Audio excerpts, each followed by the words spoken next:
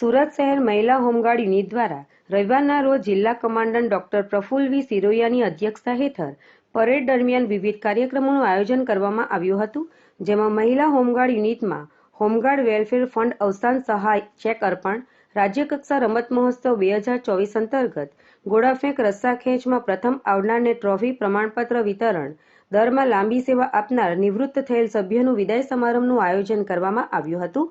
આ પ્રસંગે second in command Pranav Thakar, SOT Mehul Modi, SOM doctor Jignesh Patel, SOS Kezad, PRO Jignesh Thakor ઉપસ્થિત રહ્યા હતા। તેમજ 6 ડિસેમ્બરના રોજ અમદાવાદ ખાતે રાજ્યકક્ષા સેરેમોનિયલ પરેડમાં ભાગ લેનાર સુરત શહેર મહિલા હોમગાર્ડ યુનિટના સભ્યોને પ્રમાણપત્ર વિતરણ કરવામાં આવ્યા હતા।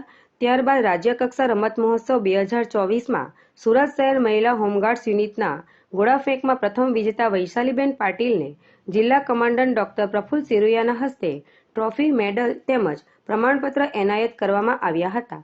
તેમજ રસ્સા ખેંચમાં પ્રથમ વિજેતા ટીમ અને ભાગ લેનાર ખેલાડીઓને ઉપસ્થિત મહાનુભાવોના હસ્તે પ્રમાણપત્ર અને ટ્રોફી એનાયત કરવામાં આવી હતી। તેમજ હોમગાર્ડ દળમાં લાંબી સેવા આપનાર અને નિવૃત્ત થનાર હોમગાર્ડ સભ્ય આશાબેન લાખેના વિદાય સમારંભ કાર્યક્રમમાં તેઓને સાડી અને શાલ ઓઢાવી તેઓનું સન્માન કરાયું હતું।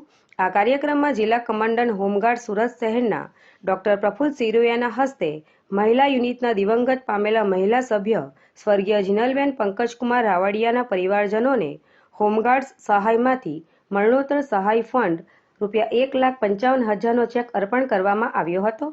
આ ઉપરાંત સુરત જિલ્લા રમત મહોત્સવ 2023માં 100 મીટર દોડમાં દ્વિતીય ક્રમ મેળવનાર દયાબેન પરમારને પ્રમાણપત્ર આપી સન્માનિત કર્યા હતા। આ પ્રસંગે ઇન્ચાર્જ ઓફિસર કમાન્ડિંગ મહિલા હોમગાર્ડ્સ યુનિટના સંજય પાનવાલા, એ ઝોનના દિનેશ પરમાર, એસપીસી સુનલ મેસુરિયા તેમજ એ ઝોન અને મહિલા યુનિટના તમામ એનસીઓ અને સભ્યો હાજર રહ્યા હતા। નમસ્તે, હું હોમગાર્ડ્સ કમાન્ડન્ટ ડૉક્ટર પ્રફુલ્લ સિરોયા આજરોજ સુરત શહેર ખાતે મહિલાઓ દ્વારા જે રાજ્યકક્ષાએ રસ્સાખેંચ અને ગોળાફેંકમાં પાર્ટિસિપેટ થયેલા એમને એક ઇનામ વિતરણના કાર્યક્રમનું આયોજન કરવામાં આવેલું। રાજ્યકક્ષાએ પણ રસ્સાખેંચમાં પ્રથમ આવેલા, ગોળાફેંકમાં પણ પ્રથમ આવેલા। જરૂર ખાતે જે મહિલા કેમ્પનું આયોજન થયેલું હતું રમતોત્સવનું, એમાં પણ પ્રથમ બહેનો આવેલા હતા, એમનું પણ આજે સર્ટિફિકેટ અને મોમેન્ટ આપીને સન્માન કરવામાં આવેલું હતું। ખેલ અંતર્ગત કે ભાઈ તમે ખેલ સારું હશે તો તમારું સ્વાસ્થ્ય સારું રહેશે, એ અંતર્ગત આજરોજ આ કાર્યક્રમનું આયોજન કરવામાં આવેલું હતું। બધી બહેનોને આ સર્ટિફિકેટો એનાયત કરવામાં આવેલા હતા। સાથે સાથે અમારા દળમાંથી એક બેનનું મૃત્યુ થતાં સરકારશ્રી દ્વારા એના વેલફેર ફંડમાંથી ₹1,55,000નો ચેક પણ આજે અર્પણ કરવામાં આવેલો હતો। અસ્તુ, વંદે માતરમ, ભારત માતા કી જય। Jignesh Thakor, RN news, Surat.